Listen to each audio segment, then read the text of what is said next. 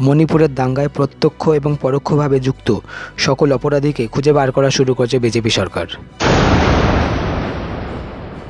Myanmar থেকে চলে আসা রিফিউজি যারা মণিপুরে এসে বসবাস করছিল তারাই মণিপুরের এই দাঙ্গা বাঁধিয়েছিল বলে জানা গেছে। দেশের সুরক্ষার স্বার্থে মণিপুরের বিজেপি সরকার কড়া পদক্ষেপ গ্রহণ করেছে এবং গোটা মণিপুরে তন্ন তন্ন করে খুঁজে বার করার চেষ্টা করছে সেই সব মায়ানমারবাসীকে যারা মণিপুরে এসে বসবাস করছিল।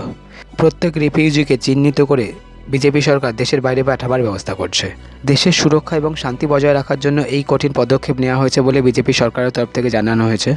সকল মায়ানমারবাসীকে তাদের নিজের দেশে ফেরত পাঠাবার ব্যবস্থা করা হচ্ছে। একসাথে সকলকে পাঠানো সম্ভব না হয় ধাপে ধাপে দেশের বাইরে পাঠানো হচ্ছে সেসব রিফিউজিকে।